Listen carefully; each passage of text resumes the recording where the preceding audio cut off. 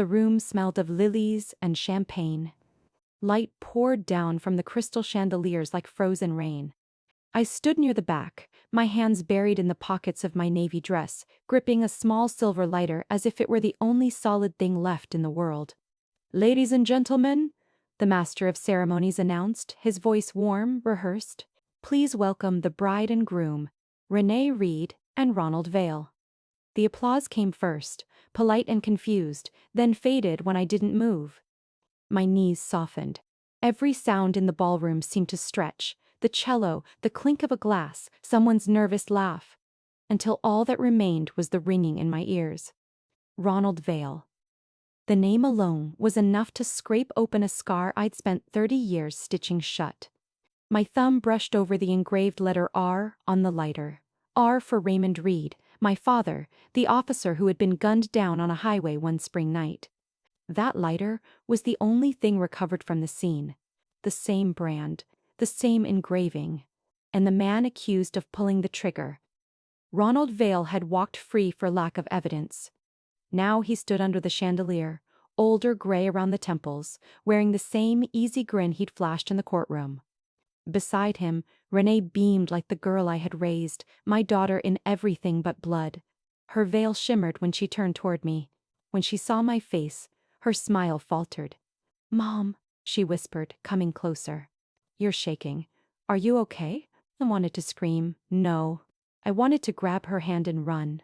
Instead, I forced a breath and asked, "Do you know who he is?" She frowned. "Of course. It's the man I love. The one who helped me crawl out of the darkness you left me in." Her words hit harder than any bullet. The hall spun. The smell of lilies soured. "Renee," I managed. "He's the man who killed your grandfather." She stepped back as if I'd slapped her. "You don't know that," she hissed. "You just can't stand to see me happy." I could hear my pulse in my ears. Around us, guests shifted, pretending not to listen. Someone's laughter died mid-air. Ronald's eyes found mine, calm, assessing, cruelly familiar. He lifted his glass in a silent toast. "Good to see you again, Marjorie," he mouthed. My fingers loosened. The lighter slipped, landing in my palm with a dull, accusing weight. 30 years ago, that same click of metal had echoed through a police station evidence room when an officer told me, "We lost the fingerprints. Case closed." Now the past had walked into my daughter's wedding in a tailored suit. The toast ended, music resumed, and I stood there, frozen between two generations. My father buried in one, my daughter blind in the other. I wanted to believe it was a coincidence. But when Ronald's arm wrapped around Renee's waist, I saw the tattoo on his wrist. A tiny letter R burned into the skin. The crowd clapped again. I heard my own voice, distant, brittle. "Excuse me." I turned toward the exit, but Renee's voice followed me, soft, pleading, unaware of the history collapsing between us. "Please, Mom, don't ruin this for me." "Not this time." The lighter felt hot against my palm. I realized my hand was bleeding where my nails dug in. For a second, I almost laughed.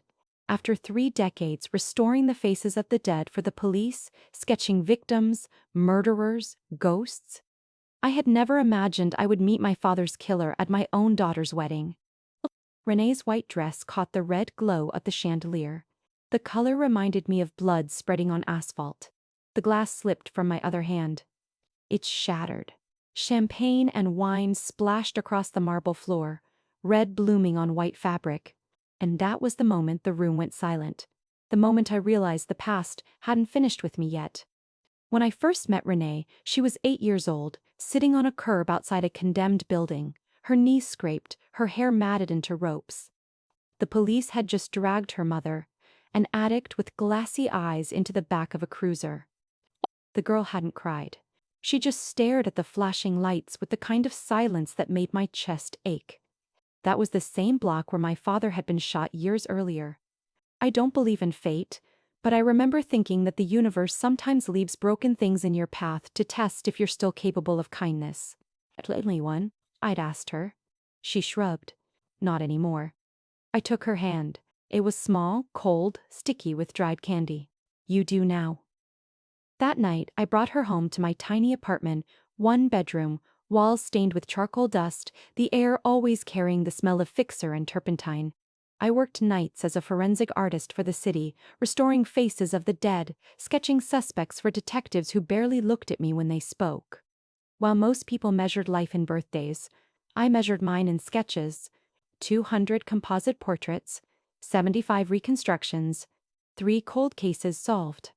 But none of it filled the hollow space my father left behind. Renee was the first living thing that made the place feel less like a morgue. I raised her on overtime pay and vending machine dinners.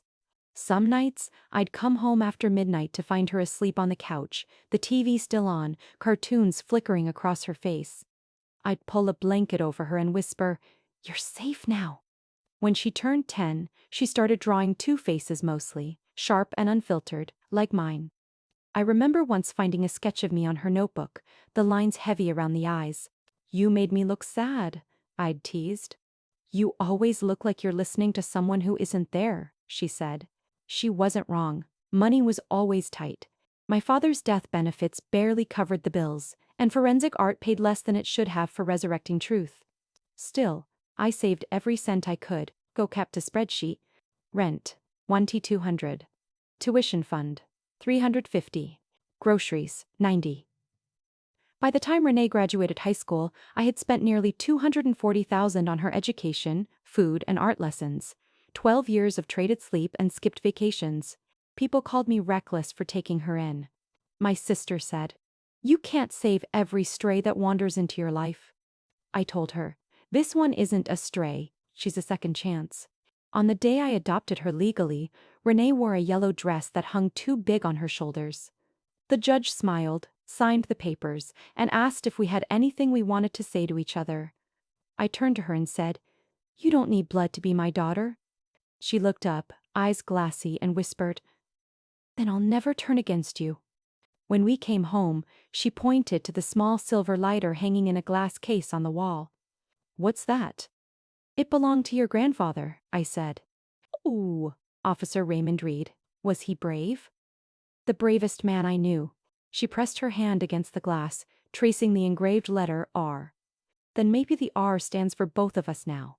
That was the first time I cried in front of her. Years passed. Renee became everything I had hoped she would. Smart, artistic, determined. She got into the New York School of Visual Arts. I worked double shifts to pay for it, doing freelance reconstructions for private investigators. My hands were always stained with graphite, my eyes burning from too many nights in the darkroom. But when I watched her walk across that graduation stage, I thought it was all worth it.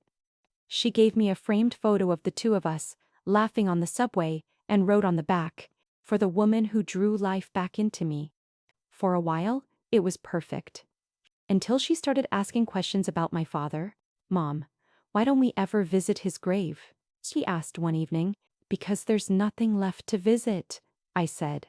"He's buried under a name that never got justice." She frowned. "Who killed him?" I hesitated. "A man named Ronald Vale." The name seemed to hang in the air like smoke. She repeated it softly, as if testing its weight. "Did they catch him?" "They caught him," I said, "but they didn't keep him."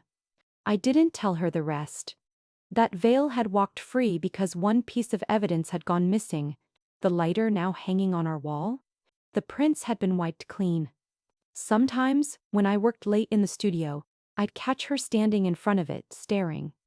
Once she asked, "Do you think people can change?"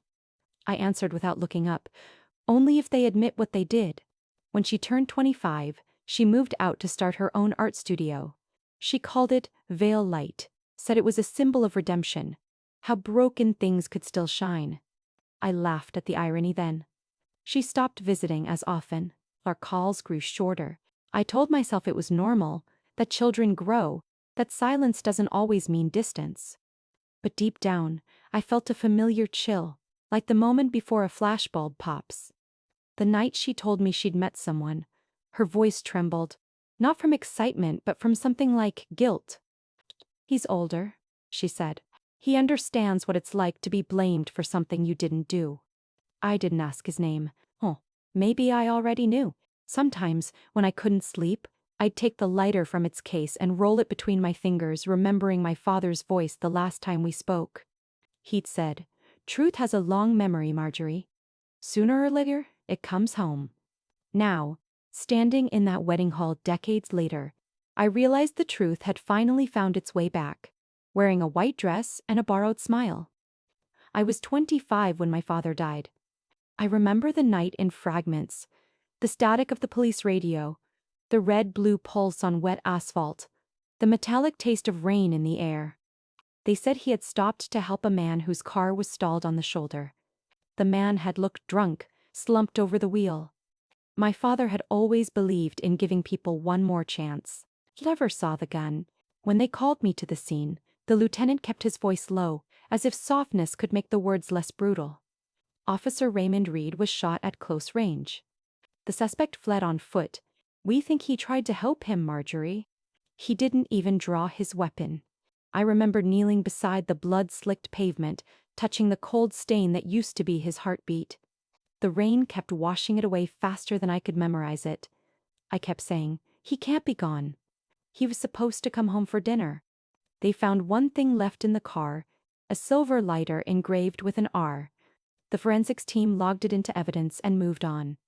To them, it was just another object in a box.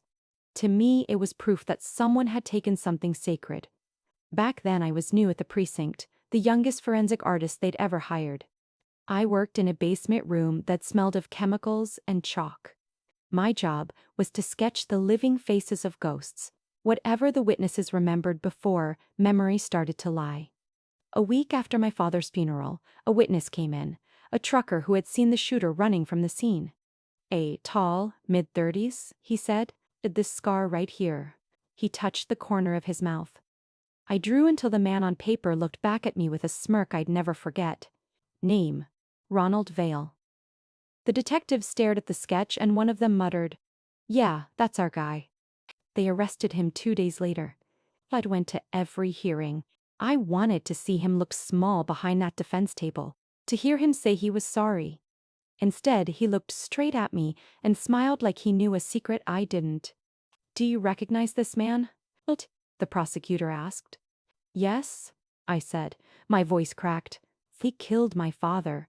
The defense lawyer rose. "Objection. There's no evidence of that, only a drawing made by a grieving daughter."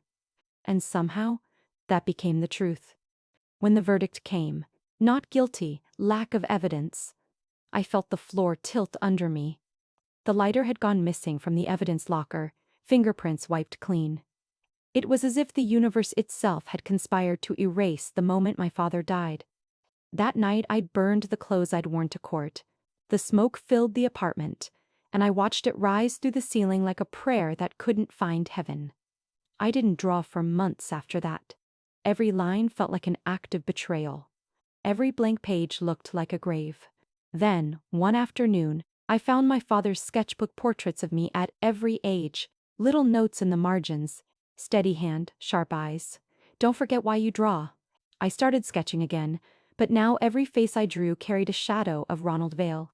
Sometimes I wondered what it would feel like to see him again, to ask him what he saw in my father's face that made him pull the trigger.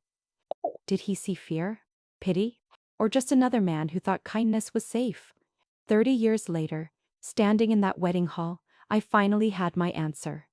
He didn't see kindness. He saw a target that wouldn't fight back. And now he was smiling, the same smile at my daughter. When I closed my eyes, I could still hear the rain from that night, the police radios crackling, the sound of my father's lighter clicking open somewhere in the dark. It was the same click I'd heard at the wedding when Ronald raised his glass to me. Some ghosts don't haunt you with footsteps. They haunt you with echoes. And sometimes, they come back wearing a wedding ring. It began with a phone call that should have felt ordinary. Renee's voice, light but trembling at the edges. "Mom, I'm seeing someone," she said. "He's older. Been through a lot. Wrongly accused of something years ago." I smiled into the receiver, the kind of smile you wear when you're not sure if you should be proud or worried. "Wrongly accused?" "Yes," she said quickly. "He went to prison for a while, but he didn't do it. People ruined his life with lies. You'd like him. He's kind. Gentle. I leaned back on the couch, the light from the TV flickering across the room. What's his name? There was a pause, just long enough for my stomach to twist. Ron Vale. I laughed, a short, sharp sound that didn't feel like mine. Oh, you mean Ronald Vale? That's quite a coincidence. He prefers Ron now, she said softly. He told me people used to look at him like a monster, but he's not. He just made mistakes. Everyone deserves a second chance, right? Her tone was half defensive, half begging. I didn't want to ruin her hope, so I said the only thing I could. Maybe so. But after she hung up, I sat there for a long time, staring at nothing, my fingers wrapped so tightly around the phone that they went numb. That night, sleep wouldn't come. I sat at my desk surrounded by unfinished sketches and crime scene photos for a case I'd been consulting on. Every face I drew seemed to morph into his. The same scar by the mouth, the same cold calm. At 2 a.m., I turned on the television for background noise. The local station was replaying an old documentary, Unsolved Cases of the 1990s. The segment began with words I hadn't heard aloud in years. The murder of Officer Raymond Reed remains one of the city's most controversial unsolved cases. And then I saw him, a younger Ronald Vale on the screen, his smirk framed in the cold light of the courthouse steps. I didn't kill anyone, he'd said to reporters, smirking. But if they keep pushing me, they'll regret it. The remote slipped from my hand and hit the floor. 30 years vanished in an instant. The air in the room thickened until I could hardly breathe. I whispered, "No, it can't be him." But deep down, I already knew. The next morning, I went to Renee's studio. She was painting a portrait. Broad strokes of gray and crimson, a man's silhouette half turned away from the light. "He inspires me," she said when she saw me watching. "He says art is how we confess without words." I wanted to scream. Confess what? Instead, I walked around the canvas, pretending to admire it. On the edge of the table sat a coffee mug. I froze when I saw the initials scratched into the ceramic. RV. "He left that here," Renee said with a smile. "He drinks his coffee black, no sugar." I nodded slowly, but my heartbeat drummed in my ears. My father had drunk it the same way. Later that week, I caught myself doing something I hadn't done since my early days at the precinct digging. I pulled up the old database, typed Ronald Vale, and hit search. There he was. Mugshot. Released in 2001. Address unknown. For a long time I just stared at his photo. The same sharp jawline, the same eyes that used to haunt my nightmares. When I finally shut the laptop, I felt that old coldness crawl up my spine again. A few days later, Renee visited, glowing in a way I hadn't seen since she was a child. "He wants to meet you, Mom." "Why?" I asked. "Because you're important to me," she said, touching my arm. "He said he owes you his life." Her words landed heavy, like a warning I couldn't yet translate. That night, as I was locking up my studio, I noticed something unusual. The display case that held my father's lighter. His only relic was slightly ajar. Inside, the lighter was gone. I searched the room, the drawers, every shelf. Nothing. When I called Renee the next morning, her voice was sleepy but distant. "Oh, I think I borrowed it," she said. "Ron thought it was beautiful. I'll bring it back soon." I didn't yell. I didn't accuse. I just whispered, "Be careful with it. It burns hotter than it looks."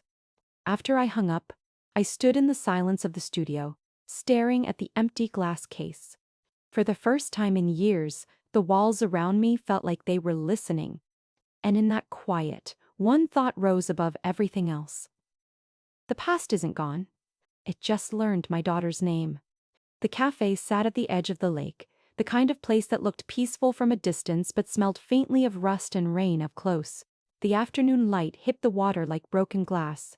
I'd chosen the corner table by the window where I could see his reflection before I saw his face. He arrived late. Of course he did. A man like Ronald Vale never arrived on time. He arrived when the silence was deepest. He wore a gray coat, no tie, and that same smirk I'd drawn on paper 30 years ago. His hair had gone silver at the temples, but his eyes hadn't aged a day. Marjorie Reed, he said, sliding into the seat across from me. You look like your father when you're angry. I kept my voice steady. And you look like a man who should still be behind bars. He chuckled, pulling a pack of cigarettes from his pocket. Relax, I don't smoke inside anymore. I've learned manners. He tapped the unlit cigarette against the table. To what do I owe this reunion? I came for answers, I said. Do you remember Raymond Reed? His hand stilled. Then he smiled, slow and cold. I remember everyone who ever accused me of something I didn't do. You expect me to believe that? I leaned forward. You shot him. Who took his lighter? You walked away. You really think I'd keep the lighter? That's sentimental, even for you. Glitters. My throat tightened. Where is it? He shrugged. Maybe your daughter has it now. She loves stories about redemption. For a moment, everything inside me went quiet. The sound of the lake, the clatter of cups, even the hiss of the espresso machine, all of it blurred into a single hum. You're marrying her, I said slowly, each word tasting like rust. Why? To hurt me. He leaned back, studying me. To hurt you? No, Marjorie. I'm not here for revenge. I'm here for truth. Truth? I repeated. You wouldn't recognize truth if it crawled into your bed. He smiled again, that infuriating calm. Maybe not. But I want her to know who really killed your father. My heart slammed once, hard. What did you just say? You heard me. Raymond Reed wasn't killed by a stranger on the road. He was executed. And not by me. I stared at him, my fingers gripping the edge of the table until the wood creaked. Who then? He leaned closer, the reflection of the lake cutting his face in half, one side light, one side shadow. Ask your old friends at the precinct, the ones who handled the evidence, the ones who lost that lighter. I shook my head. You're lying. You're just trying to twist her against me. He laughed softly, the sound like sandpaper. Maybe. But think about it. Who had more to gain from a dead officer and a missing witness? Not me. I lost 10 years of my life because your department needed a villain. I wanted to walk out, to leave him there drowning in his own poison. But something about his voice held me still. The ease, the confidence, the way he said my father's name as if it were part of a script he'd memorized. He slid a small envelope across the table. A gift, he said. I didn't touch it. What is this? Proof. Or bait. Depends on what you do with it. When I didn't move, he stood, slipping his cigarette back into his pocket. You raised a good girl, Marjorie. She has your fire. She just doesn't know yet who said it. He turned to leave, then paused at the door. See you at the wedding, he said. It'll be the closest thing to justice either of us ever gets. I sat there long after he was gone. The waiter came twice to ask if I needed anything. I just nodded at my untouched coffee. The envelope lay between my hands, light as air, heavy as guilt. When I finally opened it, there was only a photograph, grainy, time-stained. My father standing beside another officer outside the precinct. And behind them, in the shadows, a third man.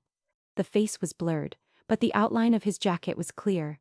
The department's emblem, the same one that vanished from evidence the night of the murder. The next morning, I called an old colleague from the force. When I asked about the officer in the photo, there was a long pause on the line. Marjorie, he said quietly, you need to let that case go. Some things are better buried. But the thing about ghosts, they never stay buried. That night, I locked the doors, sat at my drawing table, and stared at the lighter Renee had returned that afternoon. The flame flickered when I opened it, catching the edge of the photo. For a moment, the fire almost reached the man's face. And I thought, maybe this is how truth begins, one spark at a time. For weeks after the cafe, the city felt like a throat I couldn't clear. Every place that once held ordinary light now had a crease in it. My kitchen, the subway, the strip of sidewalk where I used to buy coffee. The photograph in the envelope sat on my table like an accusation. I would look at it and feel the room tilt, as if the world had rearranged itself around a single, unbearable fact. Someone inside the precinct had let my father die. That morning, I woke before dawn. The studio was quiet except for the hum of the refrigerator and the soft tick of the wall clock. I made coffee without thinking and set a blank sheet of bond paper in front of me. My right hand reached for charcoal almost by reflex. I began to draw. It wasn't a portrait in the way I usually worked. This wasn't to reconstruct a face for a detective or to give a name to an anonymous skull. This was a portrait to be seen by me alone. The 30-year-old sketch I had done of Ronald Vale, reworked with the rage and grief that had been patient for decades. He watched me from the easel, all the angles of his smirk rendered in graphite. When I stepped back, the face seemed to look through me. I closed my eyes and asked myself a handful of questions I'd avoided for 30 years. The questions that sound small on paper and enormous in the chest. Who benefits from my silence? What else could be missing from that evidence locker?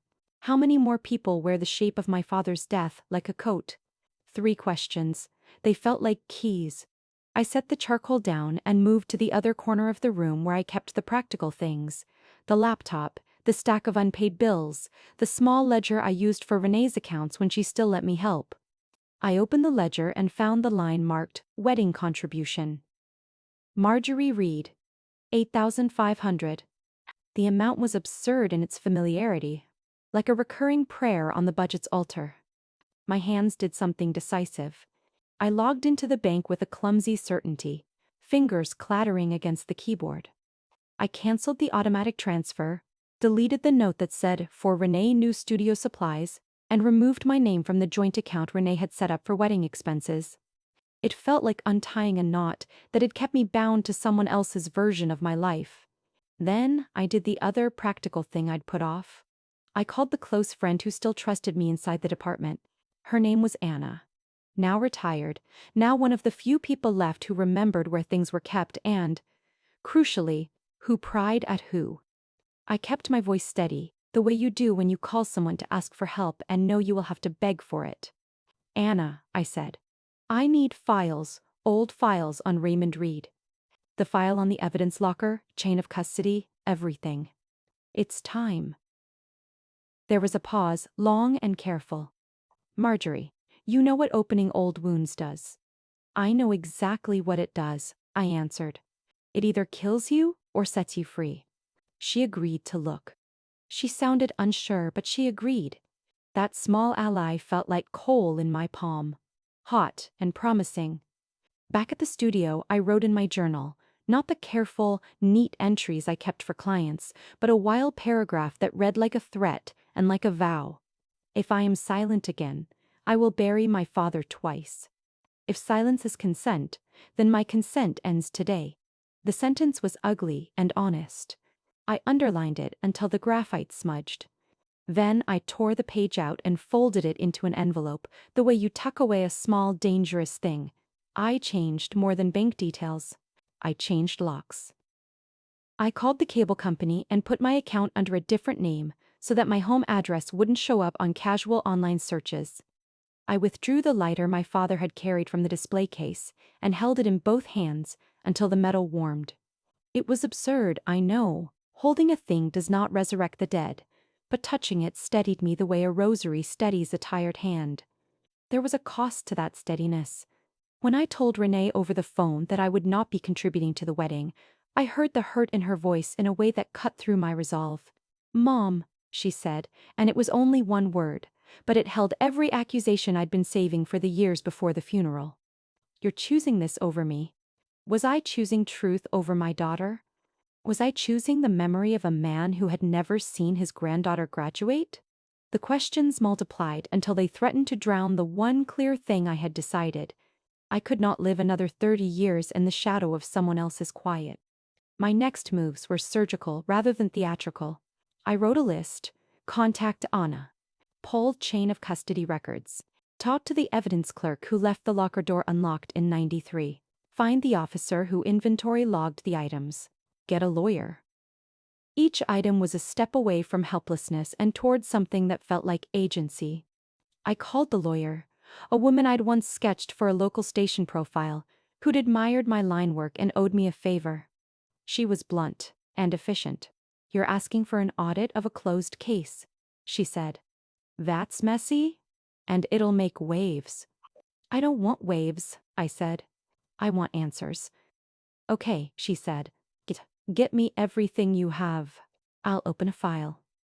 By noon, I had coordinated 3 threads of investigation: Anna's contact inside the precinct, my lawyer's willingness to file motions if we needed them, and my own small, dogged work, re-examining the sketches, the photograph from the envelope, the faint outline of a badge in the background.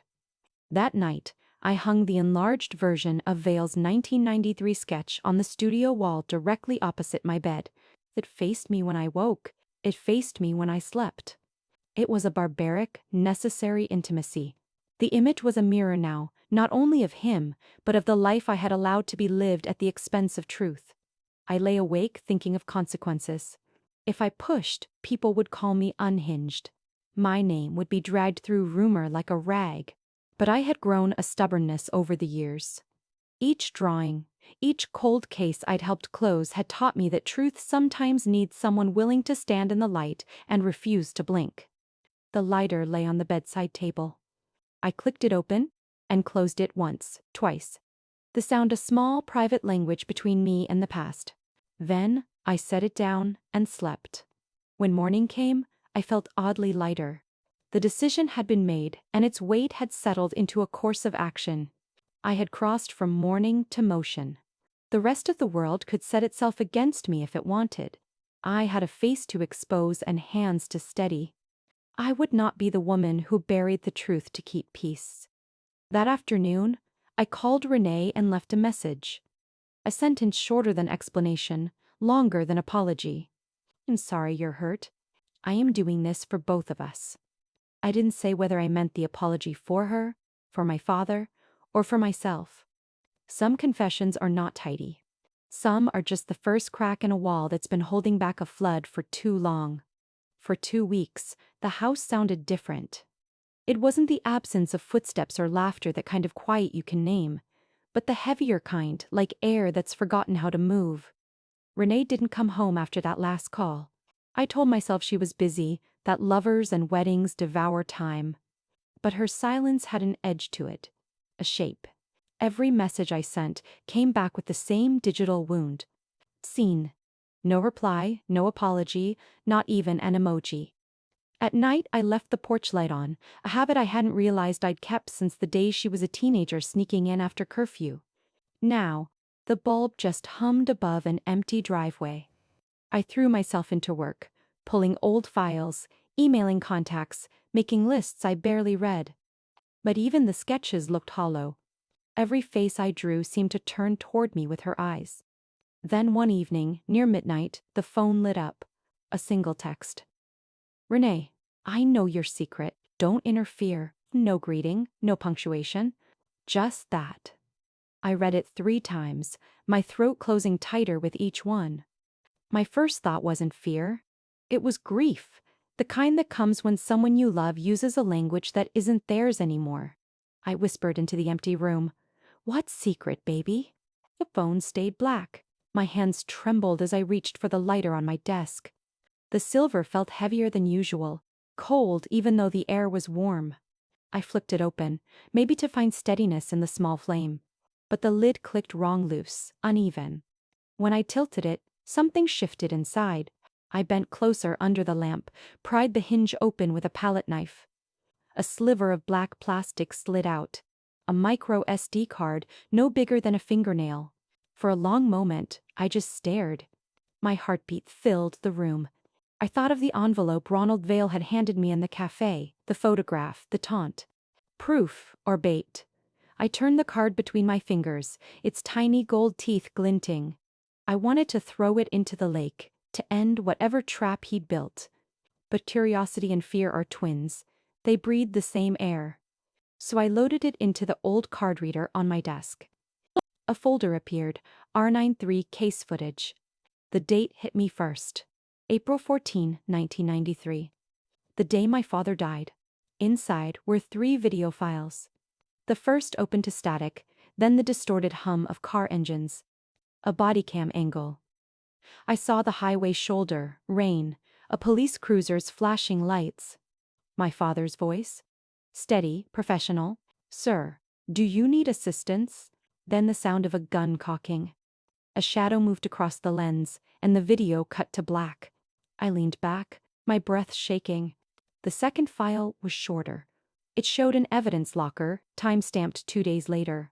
A man in uniform reached for a box labeled Reed Raymond. He opened it, looked over his shoulder, and slipped something into his pocket. The image was grainy, but when the camera caught his profile, I froze. The face was clear enough. Captain Harold Brenner, my father's former commanding officer, the same man who had hugged me at the funeral, whispering, "He was the best of us." The third file didn't play at all. Erupted, maybe intentionally.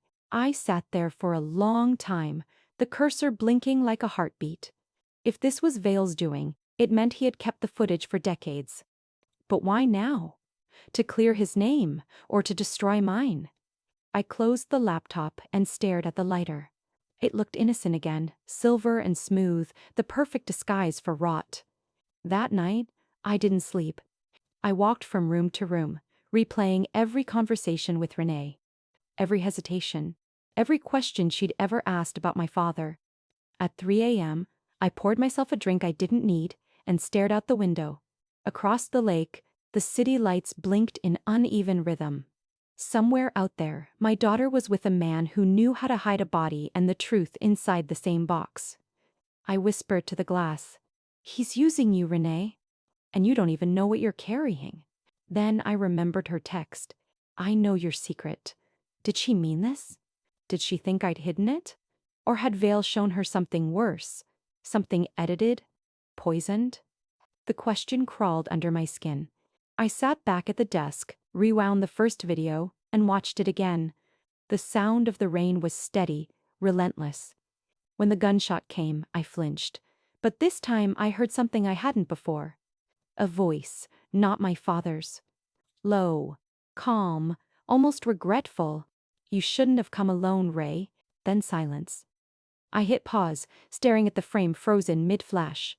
The rain in the footage looked exactly like the reflection outside my window. For a moment, the two worlds, the one on the screen and the one I stood in, merged into a single truth.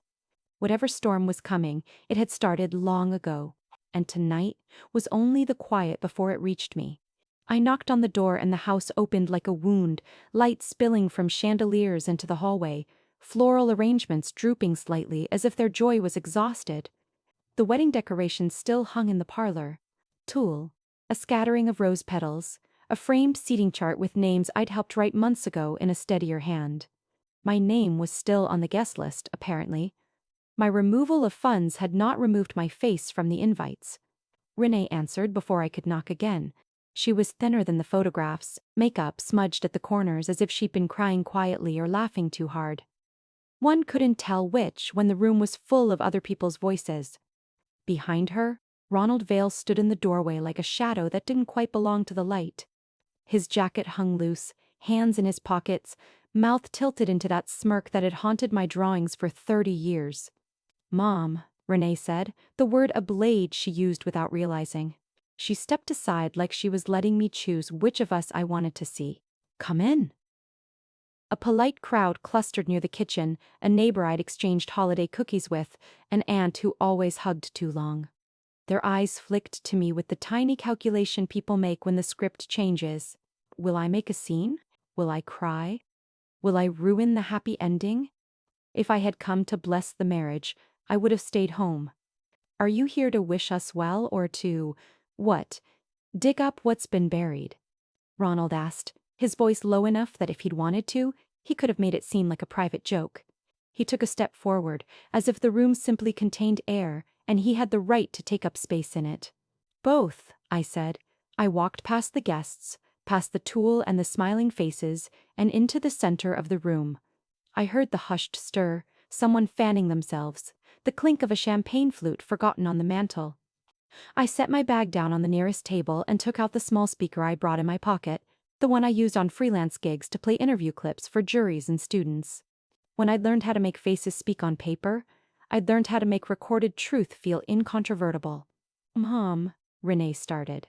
I didn't let her finish. I clicked the speaker on.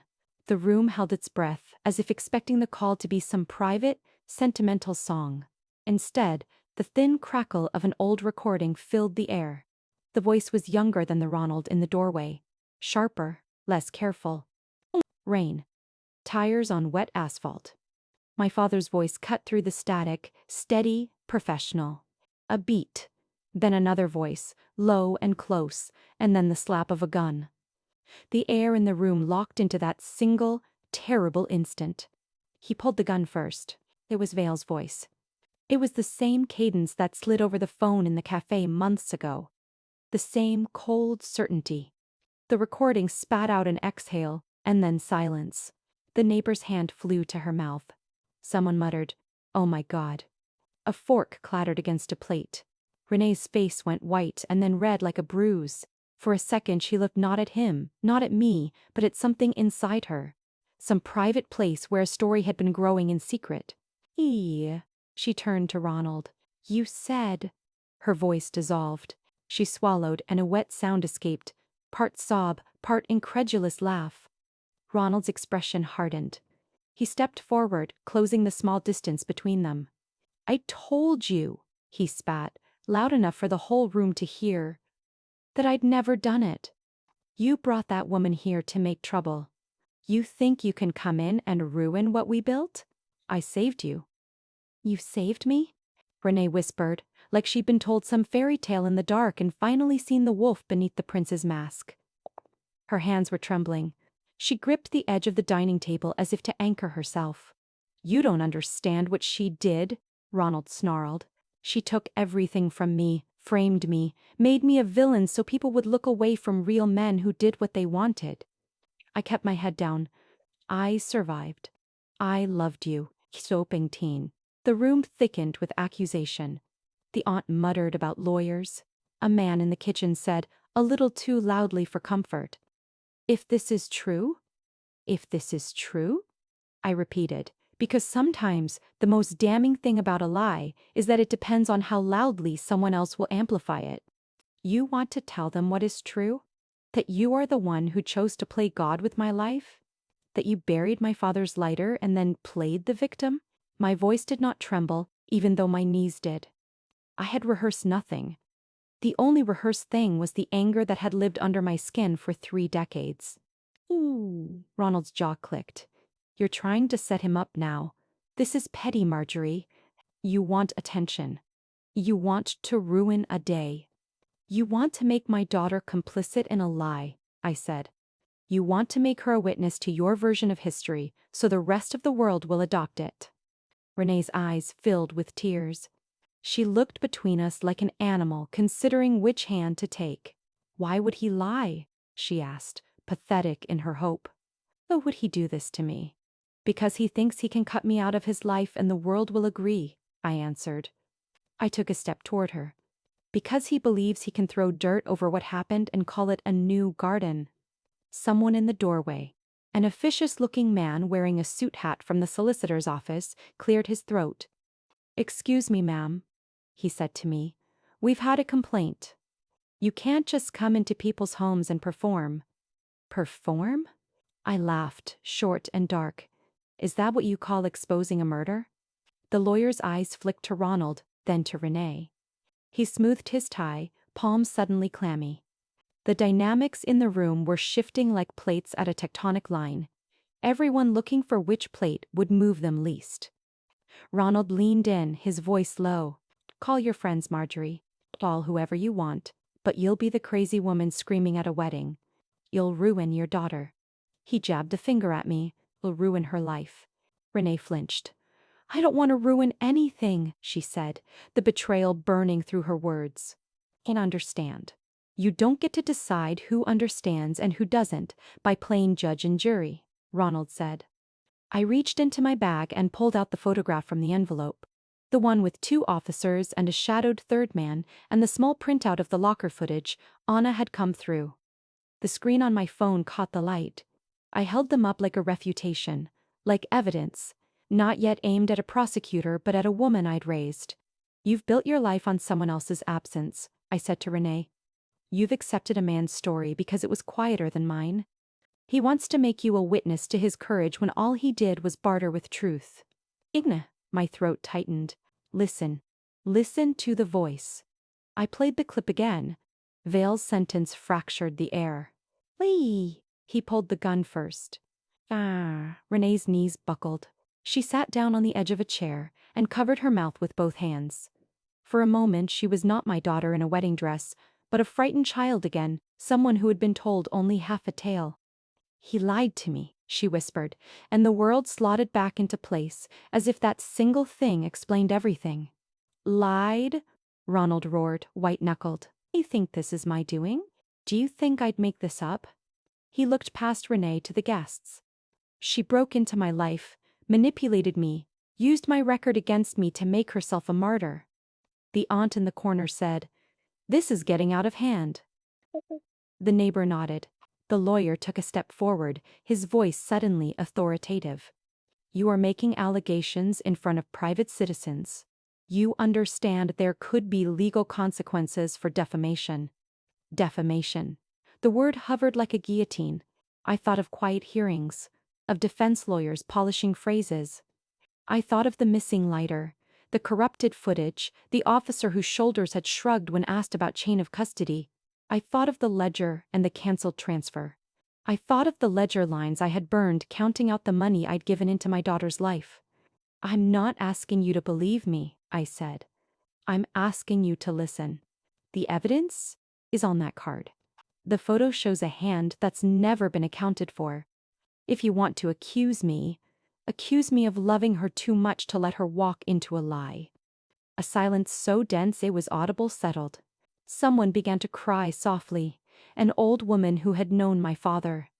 She reached for my hand without thinking, and for a second I felt the old town's memory in her grip like a secret passed down. Renee stood, breath shuddering. She tried. She looked at Ronald, at me, at the faces around her. I don't know what to believe. You will, Ronald said sharply. You will choose us. Or you will choose the ghost of a woman who's always chosen grief. He stepped toward her as if to pull her into his statement. Choose me, Renee. Choose your life. For a moment, I saw it clearly. The same exchange that had probably happened in the courthouse all those years ago. A community, exhausted by complexity, choosing the man who offered a tidy explanation over the woman who carried messy truth. I felt something like calm then, sharp and cold. I had been the one who buried a truth for too long. Now I would unbury it. I placed the photograph on the table, the locker footage printout beside it, the lighter where everyone could see it gleam like an accusation in the chandelier light. No one escapes the hand of the person who has drawn the face of guilt, I said, hearing the words in my throat before they left. The room seemed to inhale on them. None of you get to buy truth with a dress and call it destiny. The line landed like a gavel. Renee's shoulders trembled. Ronald's face went slack with a fury I'd never seen directed at me, but which I knew well. The fury of a man whose story was unraveling at the edges. Somewhere in the hallway, the neighbor whispered, "We should call the police." But no one moved yet. The moment was not yet a legal action, it was a moral pivot, and until someone made it legal, it remained something worse. An exposed human truth. Renee buried her face in her hands and sobbed, the soft, awful sound of someone whose world had split. Ronald laughed then, a short, incredulous bark, as if the irony pleased him. "You'll regret this," he told me through his teeth. I did not flinch. My hand still hovered near the lighter in the center of the table, the metal cool and indifferent. I had a face to expose and hands to steady. I would not be the woman reduced to a spectacle. The room, already divided, waited for the next move. And in that charged silence, knowing the rest of the house could hear us even if the police were a distant phone call, I said exactly what I had been shaping my whole life to say. The news spread like oil on water. A local newspaper article jumped ahead. Daughter accuses mother of making up stories to break up marriage. The headline was short. The introduction was terse enough to sow suspicion. My picture appeared next to an old family photo, my face weary, accompanied by snippets of the confrontation at Renee's house, Vale's voice inserted as evidence that the couple was being harassed by an old mother. For 24 hours, my phone rang constantly. Unknown numbers, reporters, and even timid advice from acquaintances. "Shut up, Marjorie. Don't make a fuss." I heard them say those words without answering. There were times when I thought I would laugh at how ridiculous the irony was.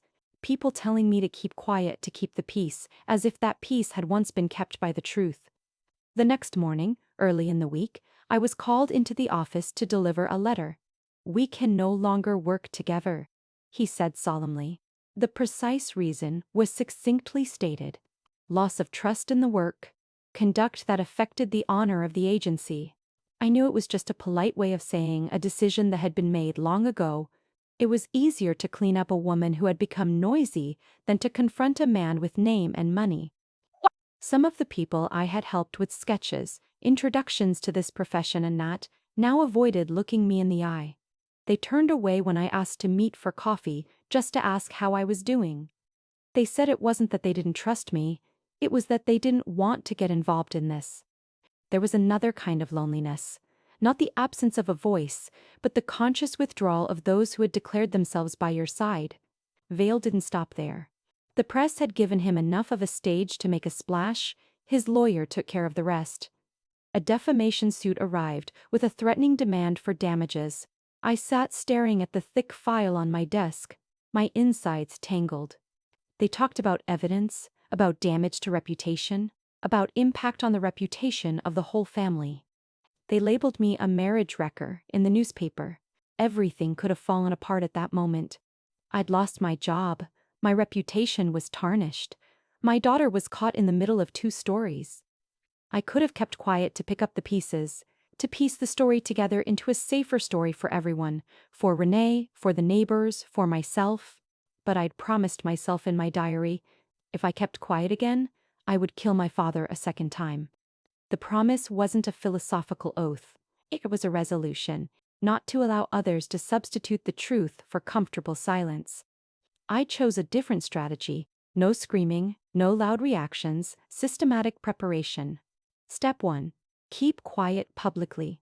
Open the door privately. I refused to do interviews, didn't answer reporters' calls.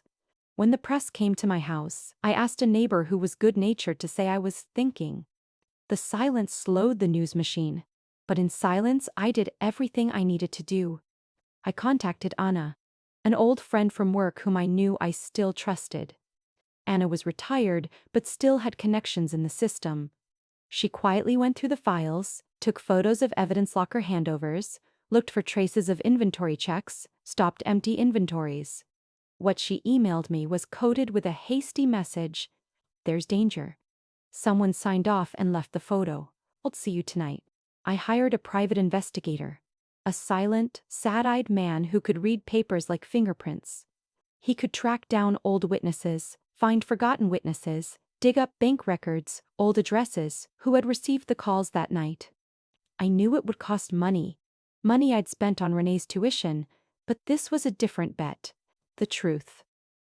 Next, I found an independent journalist, not one from the big-name newspaper that had published the damning story, but one who had done investigative reporting and who knew how to keep his sources secret. I walked into a small cafe and laid out on the table a copy of the memory card, scribbled screenshots from the video, and the half-drunk diary entries I'd written during my sleepless nights. He listened, read, and said, "This isn't a crazy mother's story.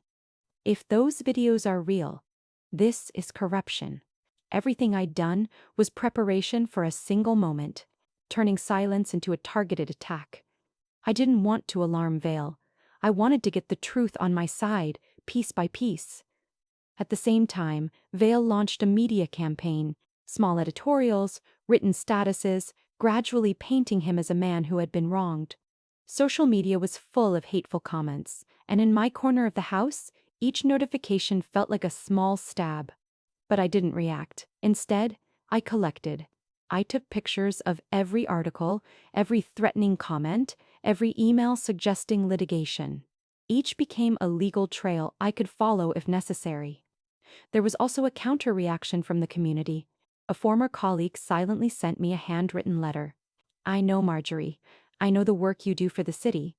Don't let them know she became a ghost. A mother in the neighborhood, whom I had helped through the victim reconstruction program, brought a box of cookies and simply said, "Trust me, don't go alone." Those moments were like stones placed in a bag light, but precious. Time passed, and the story did not run in a straight line. Vale sued me for answers. His lawyer pressed me to reveal the source of the memory card. I hired my own lawyer, a woman who had been an ally of an investigative reporter who advised silence in court, demanded the original data be examined, and demanded confidentiality for the source. The legal battle began with small procedures. Requests for evidence, negotiations, cold-hearted battles over documents. While the courtroom was a blank canvas, the outside world was a mental battle. Every conversation with Renee was cut to a cold halt. She read the news, cried, then fell silent. She left home for a few days, returning only to take it to her old studio for a drawing class. One night she called, her voice hoarse. "Mom." He showed me a clip but edited it. He said it was evidence you made up. I listened with a sinking heart. I didn't advise her. I just asked, "Who do you trust, Renee?" She fell silent and hung up. However, I hadn't waited around in the past few days. The detective had found some old witnesses, a person on duty at the time, a person who was transporting evidence, even an internal memo with the scribbled words, "Read box check." The pieces of information became coherent as they were put together. Someone had moved the evidence. Someone had allowed the press to read the report before examining it. Each clue was as small as a shard of glass placed on an old map. When enough of it came together, the picture began to emerge. I packed everything into a brown box. The video copy, the journal I'd written, the bank statements that showed I'd withdrawn and transferred the money, Renee's text messages, the witness statements, Anna's letters. The box was heavy. It was the weight of determination. And I waited. I waited for a moment when I could turn on the light. I waited to turn that box into a file that no Vale lawyer could knock over with the word libel. From another angle, the more their plot escalated, the more my plan matured. They thought that by smearing my character, they would destroy any attempt to seek justice. They did not understand that the truth does not disappear because the voice screams louder. The truth only needs one person to dare to keep silent long enough to gather enough evidence. In the long nights alone, I opened my diary, rereading the words that made me sick. If I remain silent again, I will kill my father a second time. That was not a complaint, it was a guideline. And as the plot of others escalated, so did my plan. Deliberate silence, systematic action, and a determination cold enough to wait for the day to be exposed. When the memory card appeared on the screen again, I wasn't shaking as much as I had when I first saw it. My hands had learned to balance fear and calculation. I opened each file, closing each loophole with reason. If this was a trap, I would go in with evidence in hand. The first file was a scene, a street-side security camera. The headlights were dim, the rain was falling like silver threads. The man in the video stepped out of the car, slowly, like an actor in a choreographed scene. He held his phone, looked around, then sat down on the side of the road. Another person emerged from the alley, walking in a familiar, unhurried manner. They exchanged few words, their hands touching each other cautiously, not like the actions of a clumsy drunk, like a practiced arrangement. Then Mr. Reed appeared, square, his rain-soaked coat, stepping forward to inspect. What I saw in that moment made my heart stop. The other man, the stagehand pulled out a small object, held it out to Reed as if offering help, then pretended to draw his gun. But something in the second shot was more revealing. A whisper, a discreet gesture between the other man and a distant figure. Someone in a hat, a uniform, a shadow of legitimacy. The shot cut as the shot rang out. Went black. I sat there, my hand still on the mouse, cold blood pouring from my chest to my throat. This wasn't the spontaneous action of a drunk. This was a staged operation. The next file. A recording from the evidence storage room camera unfolded a chain of events that sent a chill down my spine. The recording was 2 days after the murder. A uniformed man entered the room, took the report, rummaged through the boxes, and selected one marked, "Read, Raymond." He looked around, as if to make sure no one had seen, then slowly pulled a small object from the box and tucked it into his pocket. The camera angle caught the back of the shirt, which was marked with writing, a sign of an old uniform. A faint logo I recognized, a department shirt. As the video zoomed in on his face, I choked. It was Harold Brenner, a former coworker, the one who had stood by my father's casket at the funeral, the one who had put his hand on my shoulder and whispered false words of comfort. He was the one everyone called a dedicated employee. Now he stood on screen, holding what should have remained in the evidence room. I kept rewinding, watching the little angles, the way he placed his feet, the way he glanced at his watch, the crease in his forehead that only showed when he pretended to bend down. There was a brief moment when he turned, his face briefly looking toward the camera like someone who knew he was being recorded but was confident enough that no one would bother to see it again. I dug through the other files. There was an old email exchange, a quick fax between two department heads about a sensitive case, labeled internal. A page of evidence inventory with a forged signature from an inspection, and a handwritten note, handled internally, not for public release. I felt like I was piecing together a larger pattern of crime. My file cabinet now held evidence. Dates, people, motives. Why Brenner? Why did he want to mislead? The reason was not subtle. My father had discovered a black money ring within the patrol division. A few calls, a few reports arranged to cover it up. My father had started taking notes, had spoken out, and it was a threat to those more powerful. Killing him was the way to eliminate the threat. Erasing the evidence locker was the way to prevent it from coming back. I called Anna. Her voice was hoarse as I described each name, each file. "Harold Brenner," she said.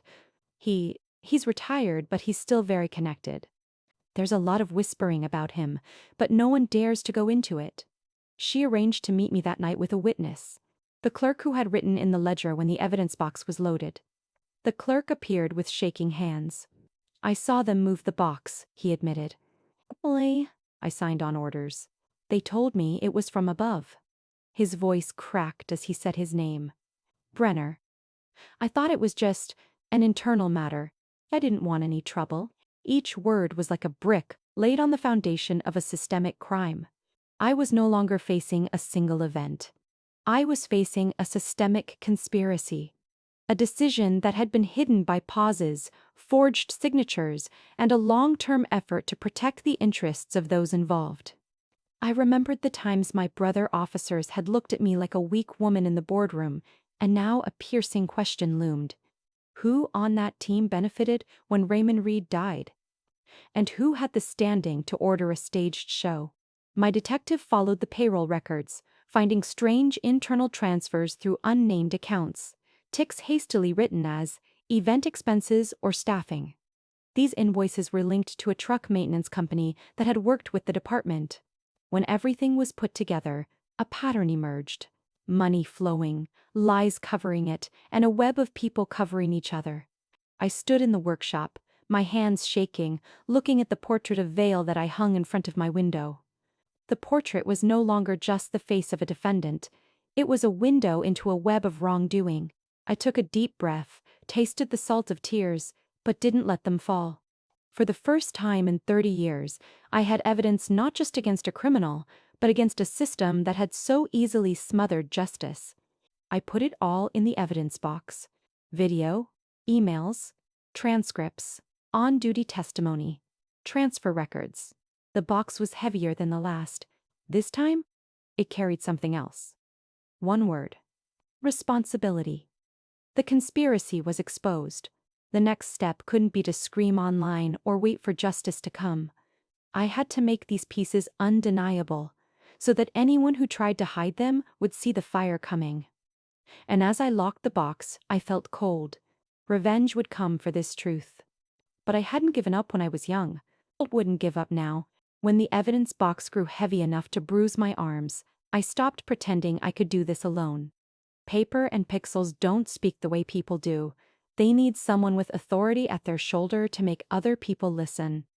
I picked up the phone and called Eleanor, my friend from the bureau, the one who once told me, "You're not making art for decoration. You're building cases." She answered on the second ring. "Yes." Eleanor didn't blink. "You have something?" she asked. I told her what I had. The locker footage, the photograph, the forged inventory, Brenner's movements.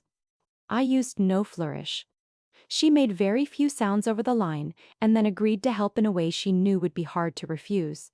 She offered a frame. "What you need," she said, "is a story that can't be dismissed as a vendetta. Make the truth visible, make it public, and make it impossible to smear as a tantrum." She suggested an exhibition, not the kind of gallery show where artists ply for sales, but a carefully curated public event with witnesses, transcripts, and experts. She offered the Bureau's old contacts, a retired evidence tech who would testify to chain of custody irregularities, a journalist willing to cover the reveal with context, and a legal advisor who could buffer us from immediate defamation claims. We called it The Faces of Justice. The title pleased me because it did the work of both my trades, portraiture and investigation. Each painting would be paired with a short dossier, a factual sidebar, listing open questions, contradictory testimony, missing items. No finger-pointing language, just what the public could verify. Blank. Dates, documents, names. The point was to frame doubt, not to sensationalize it. I wanted people to look and feel the absence where evidence should be. I sketched a layout that night, 30 canvases along long white walls, each lit with a solitary lamp like a stage spotlight. A printed timeline ribboned below, leading to the center panel, the one I drew last, the one that slucked under a cover in my studio. Ronald Vale. Around his portrait, the dossiers would be thicker, heavier, almost intrusive. They would include the photograph from the envelope, stills from the locker footage, and a transcript of the thin file's audio where the younger voice said, "He pulled the gun first." Eleanor booked a small civic gallery, neutral, respectable, impossible to sneer at. She arranged for a retired evidence tech to be on site the night of the opening and lined up a forensic auditor to authenticate the files we were publishing. She warned me bluntly about what would come next: lawyers, subpoenas, and a campaign to label everything as manufactured. I told her I understood. She said, "Good. Then we go in wearing our armor of facts." I worked on the portraits like a person rebuilding a house room by room. I reworked faces I had drawn for police reports and for families who wanted to remember. I painted men and women whose cases had been stalled, whose names were footnotes because someone else's reputation outweighed their right to an explanation. Each portrait I intended as a question mark rendered in charcoal and oil, and each one carried a short text under it: the year, the accusation, the holes in the evidence. No editorializing, just the record laid bare. For the Vale portrait, I allowed something else, a small, personal motif. The man in the painting held, almost invisibly, a silver lighter carved with an R. The lighter would be displayed in a glass case beneath the painting. For 3 decades, it had been a relic in my house.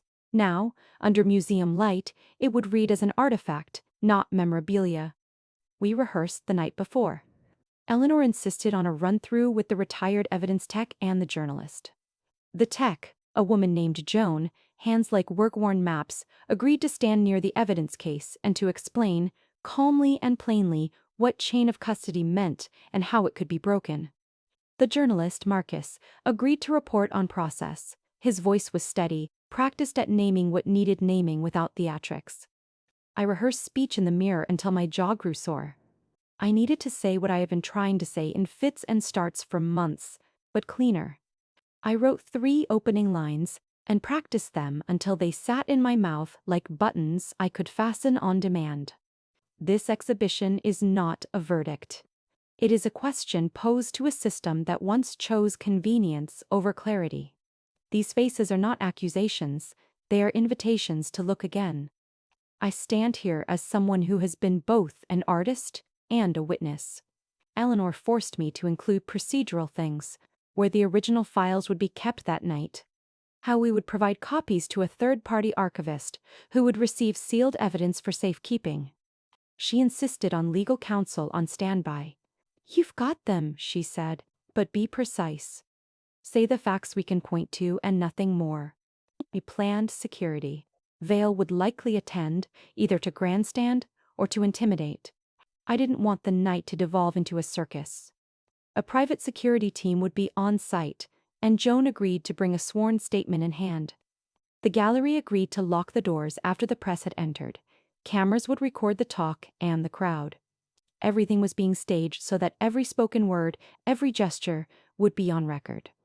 I mailed invitations to a careful list: journalists known for investigative rigor, a few community leaders, the retired colleagues who still believed, and, yes, I sent one to Renee and one to Ronald Vale. Sending the invitation to her felt like leaving a door unlocked, but I needed her presence not as a prop, but as someone who accepted the offer to look. I sent his because I wanted him to be present to what the light would reveal. I wanted his reaction to be public, not whispered in a doorway. Sleep arrived in short breaths the night before the opening. I dreamed of charcoal smudges trailing like footprints across a white floor. When I woke, my hands were stained with graphite anyway. I packed the box with the locker stills, the printouts, the small SD card, and the lighter. I wrapped them with a careful tenderness, like someone carrying a fragile confession. At the gallery, the portraits stood in neat rows, faces waiting. People I'd painted before came and looked as if they were seeing themselves for the first time in a context other than tragedy. Joan set the evidence case in place. Marcus arrived, notebook at the ready. Eleanor moved through the room like a conductor, checking light levels and placing the transcript placards at the proper height. I stood at the back of the room and touched the edge of the Vale portrait's frame. My reflection looked back at me in the glass. Tired, intent, stubborn. My plan was not elaborate. No hidden camera, no trap that required cruelty. It was simple and mechanical. Present the evidence, invite the public to see the gaps that had been filled with convenience, and make it impossible for the narrative to be reduced to "a mother ruined a wedding." When the doors opened and people began to file in, I felt something like calm settle over me. The storm I'd expected had taken shape, but in the middle of it I had built a room lit well enough to read every word. Now, it was time for others to read it too. The gallery smelled faintly of oil and lemon polish, the clean, sharp scent of a place that wanted its facts to look as tidy as its floors. Lamps haloed each portrait, each face hung in its own private light, waiting for someone to look long enough to meet it. People murmured as they moved between canvases, fingers lifting to trace the small printed dossiers at the base of each frame. Cameras clicked. Microphones jutted like curious insects. I felt ridiculous for being nervous. I had rehearsed my lines until they sat in my mouth like pebbles I could spit out at will. I had checked the evidence chain with Joan until she promised she would sign her name to whatever I put on the table. I had Eleanor, who stood at the edge of the room in a coat that said, "Bureau," quiet as a stone and watchful as ever. Marcus, the journalist, kept glancing up at the clock and then at his notebook as if making sure the world was paying attention. People took their seats. The gallery doors closed, the small click of the lock sounding louder than I expected. In the front row sat a collection of faces I'd invited on purpose. Retired officers who owed me a measure of humanity, a woman from the victims' advocacy group, a legal reporter whose byline I trusted to tell the pattern rather than the gossip. And, because courage sometimes looks like necessity, Renee sat 2 rows back, her hands fidgeting in her lap, her eyes red, her veil wrapped in the small purse she'd brought as if the thing itself might be a talisman. I strode to the center where the Vale portrait hung. The canvas was bigger than most. Oil and charcoal had left the man's face both etched and soft, details sharpened by the light. Beneath it, the lighter rested in a glass case, its silver duller under the gallery lights, the engraved R catching specular glints like a small, stubborn star. I lifted the microphone. "This is the last face I drew for the police," I began, my voice steady even though my stomach flipped. "It is the only one from that time who never faced judgment in a court of law. Night is not a trial. It is an invitation to look." I let that sit in the air for a beat. I felt in my bones. Eleanor had arranged for Joan to stand and give the technical explanation first. Chain of custody, what a break-in it meant, how a missing item can unmake an entire case. Joan walked through the language slowly, the way someone might speak to a room full of people who had always preferred broad moralities to messy details. She laid it out bare, the locker logs, the anomalies, the signatures that didn't match the hands that ought to have held the pen. When Joan finished, I clicked the small remote that sat heavy in my palm. The lights dimmed ever so slightly. Marcus gave me a look that said, "Now." I hit play. At first the screen showed static, then a highway shoulder in rain-blurred pixels. The gallery fell into a silence that felt like glass. You could hear a pin drop if you were close enough to listen for the small things. The first clip was the one that made my stomach turn. The staged man, the slow approach, the cheap theater of movement where nothing was accidental. Then the sound came, my father's voice, steady. Then the other voice, low. The shot, the darkness. The recording snapped to the locker footage. The room leaned forward as if gravity had caught their attention. Joan's voice played as narration beside the footage, dry, exact, and then, suddenly, somehow, human. Here you see a uniformed officer accessing the box marked, Reed, Raymond, 2 days after the incident. Note the removal. An item that should have remained in inventory. The camera zoomed to a hand withdrawing something metallic. The footage was grainy, but when the angle shifted, when the man turned, the face impossible to mistake stared back at us with the same familiar set of features that had haunted 30 years of paper and charcoal. I watched the room like one observes weather. I saw the tightening of a jaw over there. The hand clench over a program. The small, involuntary intake of breath from a woman who remembered my father in uniform. A man near the back whispered something. Brenner? And the name slid across the room like a pebble skimming water, creating small ripples of recognition. Then I played the audio clip that mattered most. The voice from the night. The recording had been cleaned, enhanced by a technician Eleanor trusted. Vale's voice, that clip with the flat, dangerous calm, filled the space. Lee, he pulled the gun first. There are moments when words change their meaning through the force of evidence. In the courtroom of life, until now, that phrase had been a claim, a counter-narrative offered by defense lawyers and sympathetic corners of a press room. Here, amplified and tied to time-stamped images, it was no longer a story. It was an occurrence. The gallery became something between a church and a theater. Witnesses congregated not by invitation but by a gravity that the truth had finally pulled into place. Renee made a small sound that was more animal than human. Her shoulders folded. Then she rose and walked forward like someone led by a rope. She stood in front of the speakers, eyes searching the faces in the crowd, as if they might hand her the missing sliver of life she'd been sold. At the sight of her, the room unspooled into an awkward hush. Even the journalists' pens hovered. Then the back door opened. I didn't see them at first. 2 uniformed officers in the doorway, badge glinting. One of them was an old friend of Anna's, someone who had been given the footage and had quietly started the wheels that allow justice to move when the public decides it wants to look again. He walked down the aisle with a clipboard and a look that said, work, not theater. You're under arrest, Mr. Vale, he said, and the room's oxygen changed pitch. People leaned in, like birds sensing a weather shift. All at once the world narrowed to 2 men facing each other. Years of accusation concentrated into a few lines of statute. Vale's face didn't register surprise, the way an innocent man might look shocked. Instead, he moved as if he had been expecting this eventuality, or at least the possibility of being called out in a place where witnesses were not just press, but the public and the law. He didn't throw a tantrum. He didn't shout. He watched the officers with a small smile, part rueful, part resigned. You've done your work, he said, conversational, to the officer as he placed his hands behind his back. The click of the handcuffs was a metronome marking the end of a long sentence, whether formal or not. The cameras swung, phones lifted. Someone in the front row began to sob quietly. He looked at me then, with an expression that was neither anger nor fear so much as an acknowledgement. "You win, Marjorie," he said, his voice carrying in the room like a confession turned cliché. "You always had the patience to stare at a face until it gave up whatever it held." My knees wanted to buckle. Instead, I tightened my grip on the microphone and let the words come out steady. "You don't get to frame patience as virtue when patience was used as a disguise for harm," I answered. My voice sounded smaller than I felt, but the room listened. "We didn't win because I am stubborn.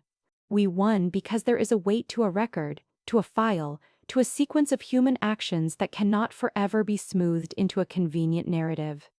We won because the truth kept its own counsel long enough for someone to set a table and invite it to be seen."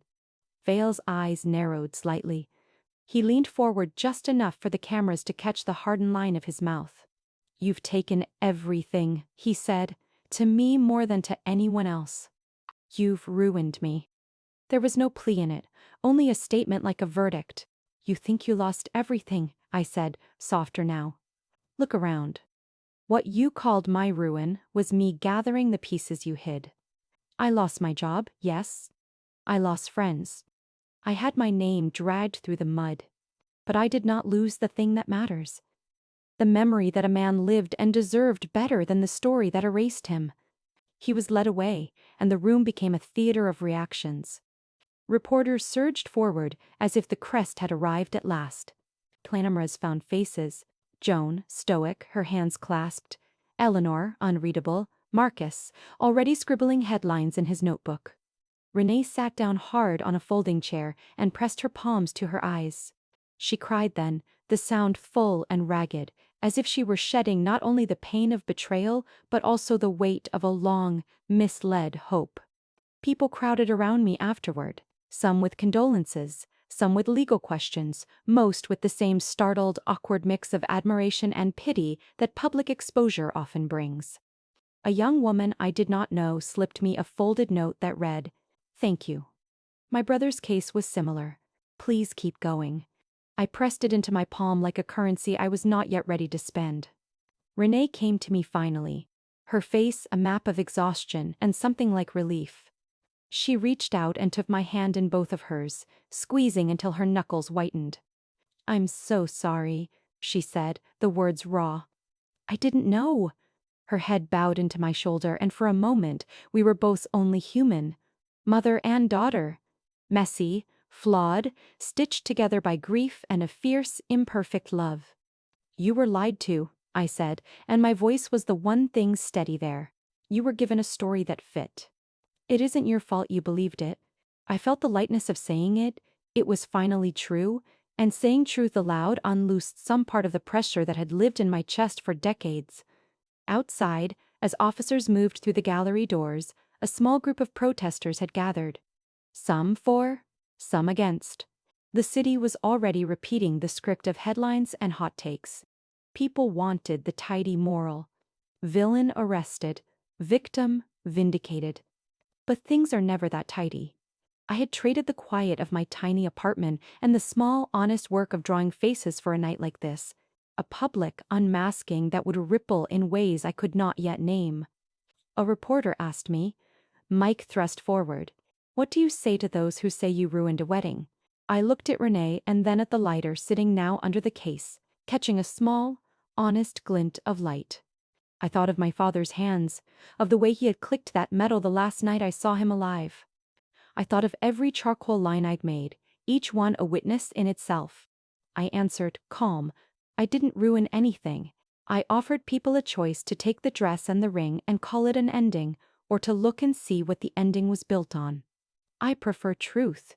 It's a harder road, but it is the only one that lets us begin again. When the cameras left and the crowd thinned and the gallery lights were dimmed to an ordinary hue, I took the lighter from the case. It felt warm from the gallery lights and utterly ordinary in my palm. I clicked it open and watched the small blue flame jump up. The same sound. The same small, private miracle it had always been. I thought of my father, of a night in the rain, of a woman in a courtroom who had not been able to make the law see what it needed to. Renee came up beside me and whispered, as if to make sure the world heard only between the two of us. What now?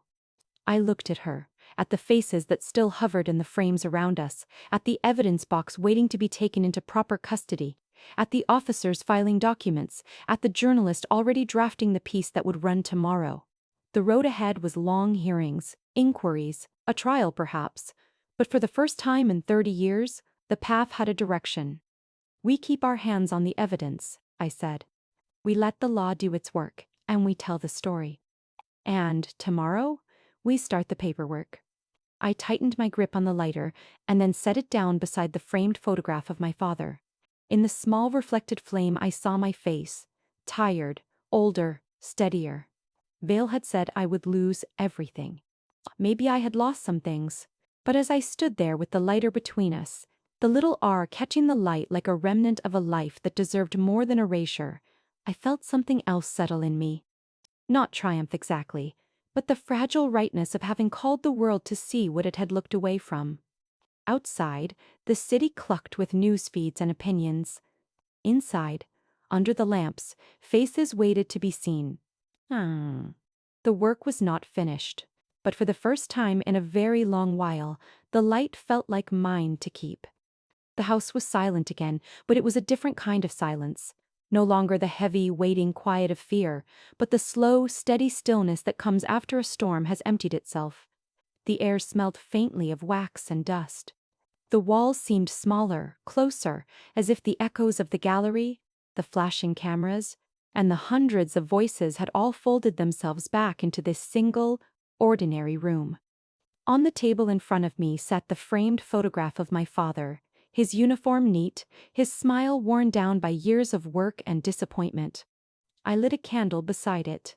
The flame trembled in the draft from the window, then steadied. Its light spilled over the silver lighter resting on the table, a relic that had outlived every lie built around it. For 30 years, that lighter had carried secrets. DNA, fingerprints, a hidden card, and a curse. Hey dude. Tonight, it burned clean. When I flicked it open, the flame rose sharp and blue, nothing hidden inside, nothing false.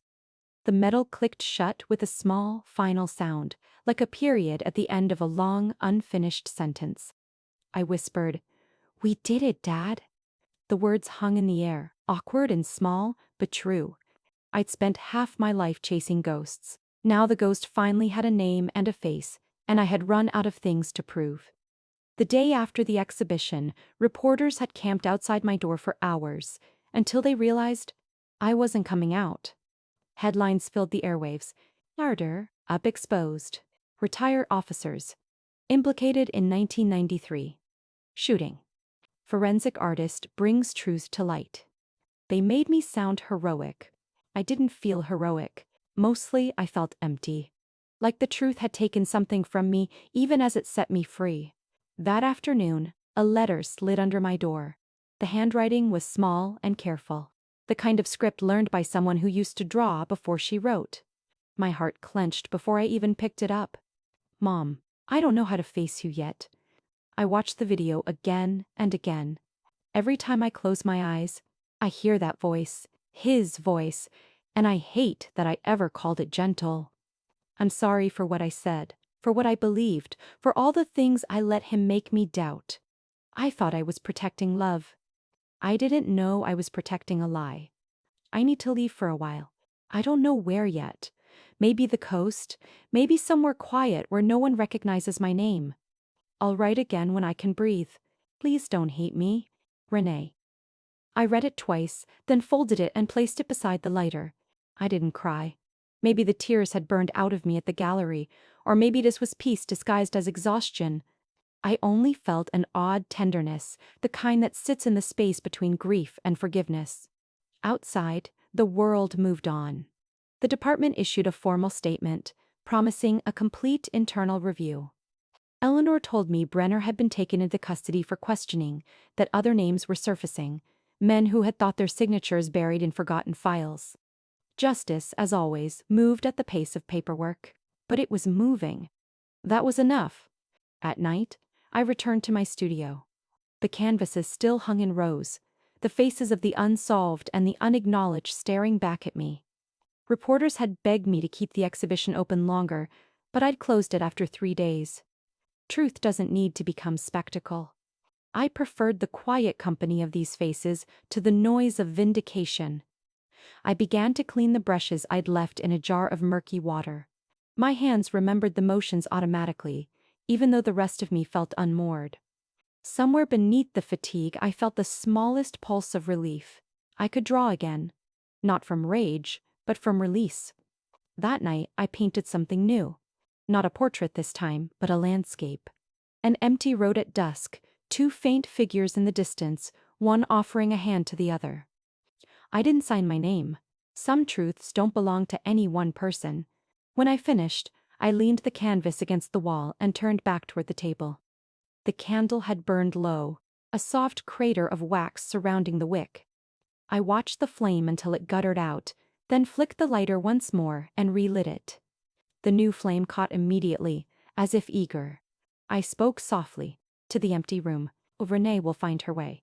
She has to. We both do. The lighter's reflection wavered in the glass of my father's frame. I thought about the first time he'd shown it to me, the day I'd graduated from art school. Keep this, he'd said. Not as a charm, but as a reminder. Every face tells a story, even the ones that lie. Now, the story was complete. Not clean, not painless, but complete. When dawn crept through the blinds, I felt something shift inside me. A slow untangling, the body remembering what it was like not to be clenched. I opened the window and let the morning in. The lake outside was still, the kind of calm that doesn't ask for applause. Somewhere, a bird sang, high, uncertain, but alive. I set the lighter back beside the photograph and smiled. This time, it wasn't an artifact of grief. It was a candle of truth, a small inheritance finally free of the smoke that had once smothered it. And for the first time in 30 years, the house didn't feel haunted. It just felt mine. A year later, the city no longer looked like a battlefield. It looked ordinary again. Gray, sprawling, full of buses and pigeons and people who had forgotten that justice had ever made the headlines.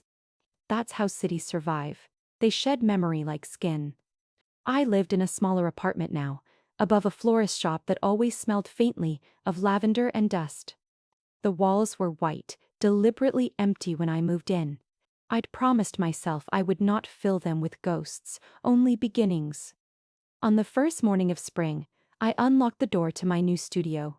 The brass letters above the entrance gleamed softly in the sunlight. Second Sight Studio. It was a place for women my age. Women who had spent their lives remembering everyone else's stories, but never their own. Widows, caretakers, retirees, nurses, students of the forgotten kind. Here, I taught them how to reconstruct memory the way I'd once reconstructed faces. Not to prove guilt, but to rediscover what had been taken from them. We worked with photographs, scraps of letters, old perfume bottles, whatever carried time inside it. I told them, we're not restoring the past. We're giving it language. On the far wall, framed in clean glass, hung the silver lighter. The engraving was new, carefully etched by a craftsman Eleanor knew. For those who finally see, it gleamed not as an object of loss, but as a small, steadfast monument to persistence.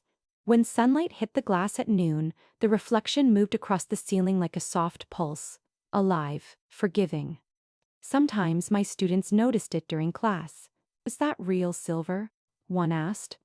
"It is," I said. And it survived more fire than most people ever will. The studio filled quickly. On Tuesdays, I taught a class called Fragments and Frames, how to rebuild memory through detail. On Thursdays, we did The Portrait of Truth. Not painting faces, but writing single-sentence stories about the things we'd been too afraid to name. Some of the women cried when they wrote. Some laughed. The first time a student, a widow named Grace, finished her piece, she read it aloud through trembling hands. He didn't die when his heart stopped. He died when I stopped talking about him. When she finished, the room was silent. I handed her a small candle and said, "Then talk about him again." The act felt sacred in the simplest way. I still spoke to Eleanor once a week. The investigation had unfolded quietly over the year. Internal hearings, indictments, statements that avoided admitting too much. Brenner's face appeared on the news one last time. Pale, older, small, inside a courtroom that smelled of old wood. Vale, already serving his time, had agreed to testify in exchange for leniency. His testimony had confirmed what we'd already known. Orders had come from above. The cover-up planned by men who'd chosen convenience over truth. I didn't attend the sentencing. I'd already stood in enough rooms where justice and guilt traded faces. I let the system handle what it was meant to handle, and I went back to teaching people how to remember. Renee wrote once every few months. She lived on the coast now, working in a small art supply store. The first letter was full of apologies and hesitant hope. The second one carried a photograph of the ocean, gray-blue, endless. Mom, I'm learning to draw again. Not portraits, just waves. They never look the same, but they always come back. Maybe that's what forgiveness is. Gwemin tame and shill and sieve. I cut it shorter. It's a scarf now. Why wear it when I paint? Love, Renee. I pinned that photo on the studio corkboard where all my students could see it. When they asked who she was, I said, someone who learned how to start over. That was enough. Some evenings, after class, I'd stay behind and clean the tables. The smell of charcoal and varnish lingered in the air. Sometimes the women left their sketches behind. Hands, eyes, small glimpses of the people they were before life had asked too much of them. I kept the best ones and hung them on the back wall. The studio glowed in those hours. Sunlight from the western windows struck the lighter in its frame, scattering light across the walls like a quiet benediction. One night, as I wiped down a workbench, one of my new students, Lydia, a retired nurse with tired eyes, lingered by the lighter. Miss Reed, she said softly, may I ask, are you ever afraid of the light hitting that thing? After everything you've seen? I smiled, not at her question, but at its innocence. I had asked myself the same thing 100 times. Afraid of light? I said, turning toward her. No. I'm only afraid of the kind of darkness I once called home. She nodded slowly, as if filing the sentence away. Later, I'd hear her whisper it to another woman during a hard day. Words travel like lanterns. Eleanor visited in the summer. She stood under the studio sign and said, you built something good here. It's quieter work, I said, but it's clean.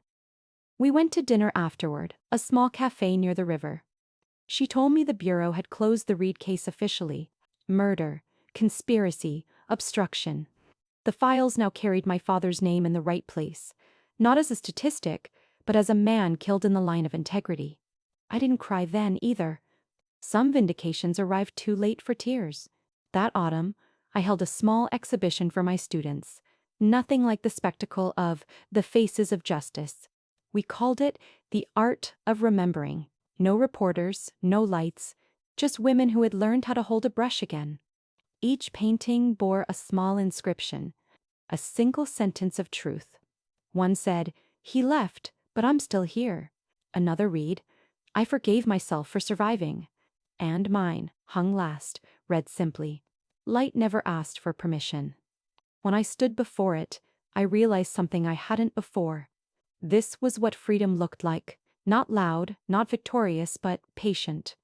The kind that arrives quietly and stays. On the anniversary of the exhibition, the one that changed everything, I went back to the lake. The air was cold, the water calm. I brought flowers, not for mourning, but for gratitude. I placed them on the edge of the pier and watched them drift.